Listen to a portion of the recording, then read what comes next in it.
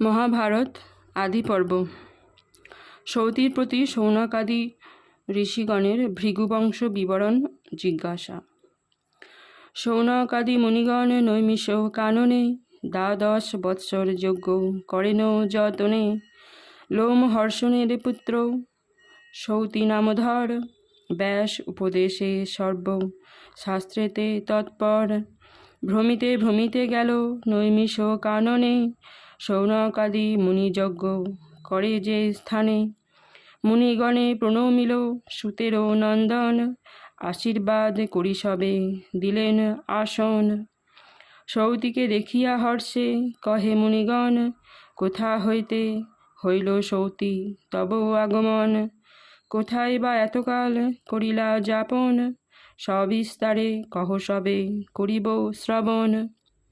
মুনিগণ প্রশ্ন শুনি সুতের নন্দন, সবিনয়ে করজোড়ে কহেন বিস্তার। জন্মেজয় পুত্র ছিল পরীক্ষিত নামে, সর্প নাশিবার যজ্ঞ করে ধরাধামে। সেই যজ্ঞে মুনিশ্রেষ্ঠ শ্রীবৈশস্পায়ন, ব্যাস বিরচিত কথা করান শ্রবণ। বিস্তারে শ্রবণ করি ভারত আখ্যান, যাহার শ্রবণে নর পায় দিব্য জ্ঞান। নানা তীর্থ পর্যটন করি অবশেষে, উপনীত হইয়াছি তোমা সভা পাশে। সূর্যাগ্নির সমতেজা তোমা সর্বজনে, ব্রহ্মরূপে অবতীর্ণ নৈমিষ কাননে।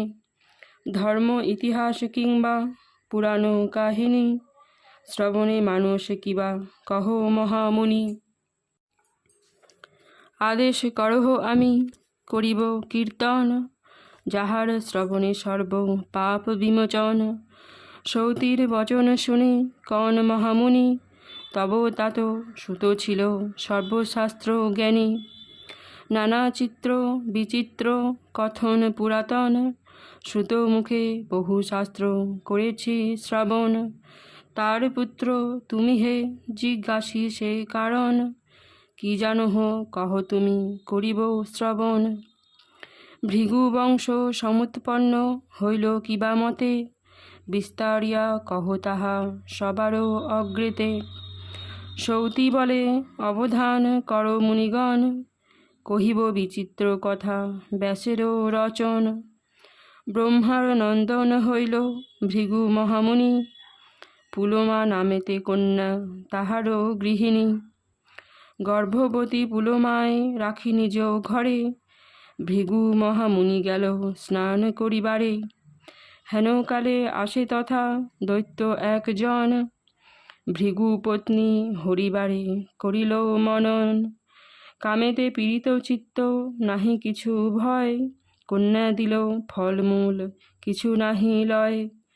বলেতে ধরিব বলি বিচারিল মনে, গৃহে প্রবেশিতে দেখে দীপ্ত হুতাসনে। অগ্নিপানে চাহি বলে দানব দুরন্ত, কহ বৈশ্যানর তুমি জানো আদি অন্ত। ইহার জনক পূর্বে বরিলেক মোরে, না দিয়া বিবাহ মোরে দিলেক ভৃগুরে। ধর্মভ্রষ্ট ভৃগু নাহি করিল বিচার, বিবাহ করি আনে কন্যা বরণ আমার। মিথ্যা না কহিও তুমি কহ সত্যবাণী, ন্যায়েতে এ কন্যা হয় কাহারও গৃহিণী। দানবের বাক্য শুনি অগ্নি হইল ভীত, কেমনে কহিবে মিথ্যা হইল চিন্তিত। সত্য কইলে কন্যা লয়ে যাইবে দানব, ভাবিয়া তাহার প্রতি বলে জলোদ্ভব। জানি আমি পূর্বে তুমি পুলোমা কন্যায়, বরণ করেছ তাহা মিথ্যা কভু নয়। কিন্তু বিধিমতে তব বিভা না হইল, তেই এই কন্যার পিতা ভৃগুরে অর্পিল। বেদমন্ত্র পাঠ করি আমারও গোচর, বিবাহ করিল কন্যা ভৃগু মুনিবর। তথাপি ন্যায়তে কন্যা তোমার ঘরণী, কহিলাম সত্য কথা যাহা আমি জানি। অগ্নির বচন শুনি দানব দুর্বার, নিমেষে ধরিল এক বরাহ আকার। বলে ধরি কন্যালয়ে চলিল তখন, ভয়তে বিকলা কন্যা করয়ে রোদন। গর্ভেতে আছিল পুত্র ভৃগুর ঔরসে, রাক্ষসের অত্যাচারে তবে মহারসে। দ্বিতীয় সূর্যের প্রায় হইল বাহির, বিখ্যাত চাবনপুত নামে সেই মহাবীর। দৃষ্টিমাত্রে ভৃগুপুত্র রাক্ষস দুর্জনে, সেই দণ্ডে ভস্মীভূত কইল তপোধনে।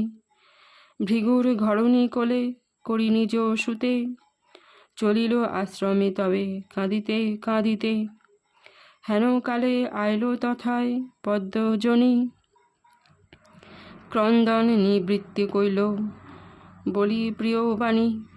ক্রন্দনে বহিল অশ্রু জল পুলমার, তাহাতে জন্মিল নদী আশ্চর্য ব্যাপার।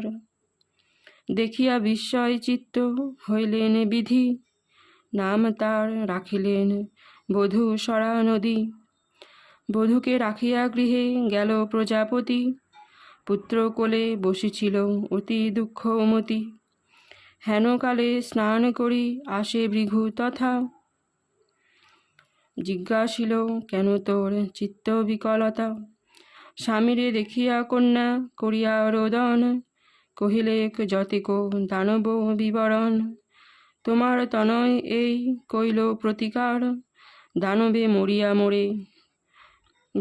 মারিয়া মোরে করিল উদ্ধার। এত শুনি পুনঃভৃগু হেতু জিজ্ঞাসিল, কি কারণে দৈত্য আসি তোমারে ধরিল। কন্যা বলে আচম্বিতে আসি দুষ্টমতি, আমারে দেখিয়া জিজ্ঞাসিল অগ্নিপ্রতি। বৈশ্যানর বাক্যে মোরে হরিল দুর্জন, শুনিয়া হইল ভৃগু ক্রোধে অচেতন। আজি হতে সর্বভক্ষ হও হুতাশন, বলিয়া শাপিল তেজে তবে তপোধন। ত্রাসিত অনল শুনি ভৃগুর বচন, সকাতরে দ্বিজবরে করে নিবেদন। কোন দোষে ভৃগুমণি শাপ দিলা মোরে, বলিলাম যাহা জানি তাহা দানবেরে। জানিয়া শুনিয়া মিথ্যা বলে যেই জন, ইহকালে কুৎসা অন্তে নরকে গমন। উভয় সপ্তম কুল নরকে প্রবেশ, জানিয়া আমারে শাপ দিলা বিনা দোষে। মোর মুখে দিলা তৃপ্তি দেব পিতৃগণ, অনুচিত শাপ মোরে দিলা কি কারণ। এত বলি বৈশ্যানর দেবগণে লইয়া, ব্রহ্মারে সকল কথা নিবেদিল গিয়া।